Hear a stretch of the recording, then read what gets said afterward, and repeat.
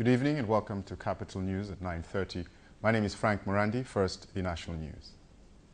The government has said Tanzania continues to be an attractive destination of oil and natural gas exploration expeditions for multinational oil companies.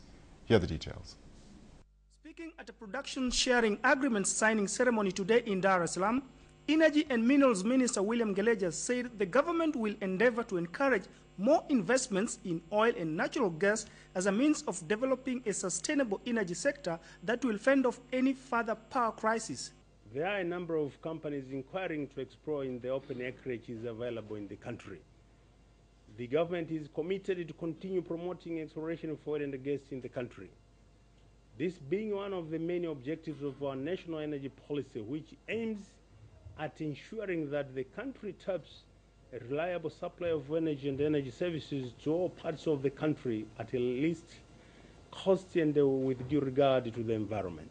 The event saw Motherland Industries Limited from India, Petrobras Tanzania Limited from Brazil, and Heritage Rukwa Tanzania Limited from the UK enter into production sharing agreements with Tanzania Petroleum Development Company, highlighting potential prospects of huge oil find in Tanzania. So we have high hopes that we are going to have a successful exploration work program in these two blocks. Now, Kiela is a block where we're really wildcatting, so please understand the considerable exploration risks that we will be facing in Kiela. Yes, there are these geological similarities to other oil plays in East Africa, but no seismic data has ever been acquired in Kiela.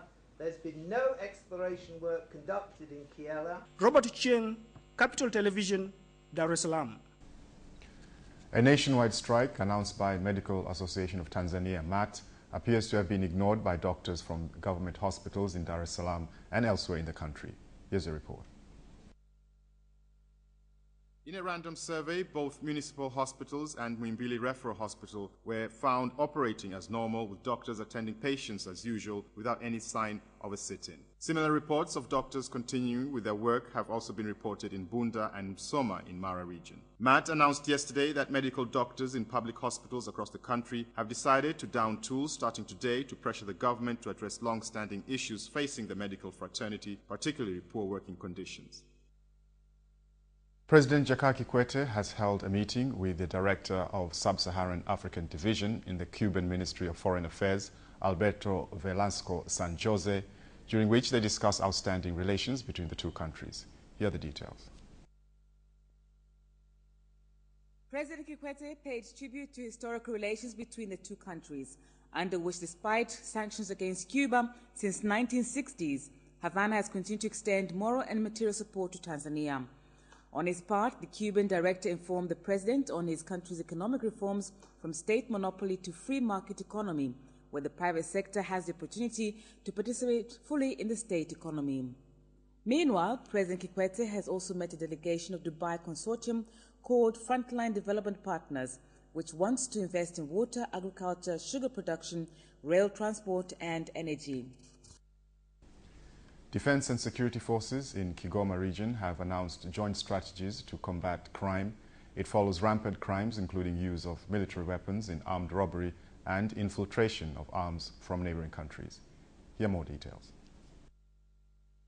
The strategies announced by Tanzania People's Defense Forces, police and the National Service include consultations among the forces every 3 months, intelligence sharing, and joint marine and infantry operations. The announcement was made in Kigoma by TPDF Kigoma Brigade Lieutenant Colonel Emmanuel Mcheri and Kigoma Regional Police Commander Fraser Kashai.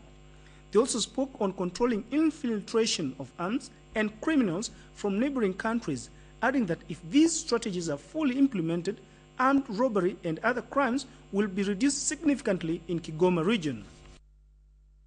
Transport crisis in villages along the coast of Lake Nyasa in Ludewa district, Iringa region, has led to acute shortage of civil servants, including teachers who have been refusing to work in the area. Here are the details.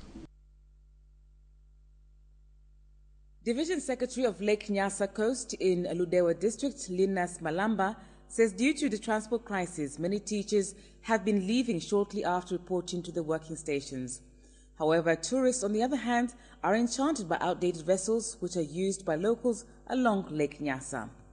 We really enjoyed this trip, except for the slightly uncomfortable seats.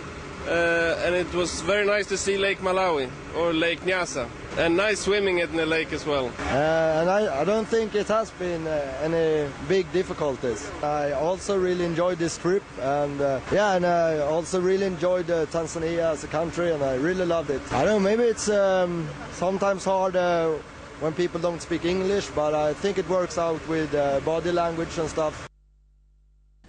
Delay of inputs and breakdown of an irrigation pumping machine has affected seed growth this season, grown by the National Service JKT Bulobola camp in Kigoma. Here's more on the story. Like most JKT camps in the country, Bulombora produces improved seeds distributed to farmers in rural areas as directed by President Jakaya Kikwete to realize objectives of the government concept of first agriculture. Head of the camp, Major Damien Sanga, and his agriculture officer, Lieutenant Adam Minzi, said their farm mainly produced maize seeds distributed to villages across the country.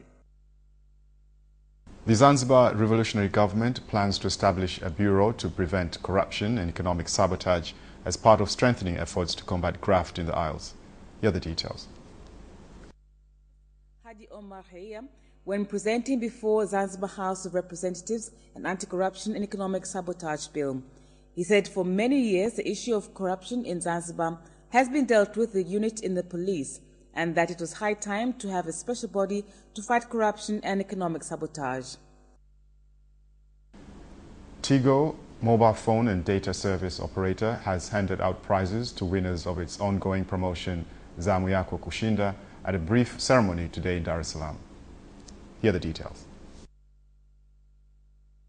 The company's public relations officer, Alice Maro, said the promotion, which has been on for the last 24 days, has seen 24 Tigo subscribers win 4 million shares each and a further 28 scoop a Samsung laptop computer each. Tigo has rewarded 24 participants with 4 million Tanzanian shillings and 48 participants with Samsung laptop computers in the Zamu Yako Kushinda promotion that has been taking place since November 30th of last year, and to last until May 19, 2012. Some of the winners turned up to redeem their and were all smiles as their names were called out to collect them, with others having already set out plans on how they will use their newly acquired fortune. I've been called up, I've been told that I'm the winner for a laptop, and it feels great having a laptop now. I never believed at first, but now I do. So I hope everybody else can do what everybody has done. I feel so honored and I feel so happy to be a winner because I really needed the money to finance my further postgraduate studies. So since I have won, I'm so glad that I have got the money and I have got the chance to pursue my postgraduate studies as I planned before. And in the African news, the International Criminal Court rules that 4 senior Kenyan figures, including Finance Minister Uhuru Kenyatta and former Higher Education Minister William Ruto, are to stand trial over the 2007 post-poll violence. Here are the details. They are amongst 4 prominent Kenyans, all of whom deny the accusations, who will stand trial. Charges against a further 2 officials were not confirmed by the Hague Court. Kenyatta will stand trial with Cabinet Secretary Francis Mudhaura. The pair are accused of crimes against humanity, including murder and persecution. Former Education Minister William Ruto and radio presenter Joshua Sang will stand trial in a separate case as they were on opposite sides during the 2007 election. A Rwandan man has been deported from Canada to Kigali, where he faces charges of helping to incite the 1994 genocide.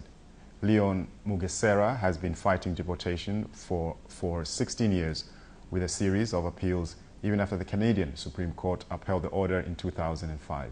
He faces charges in Rwanda of inciting genocide and crimes against humanity, stemming from an incendiary anti-Tutsi speech he gave in 1992.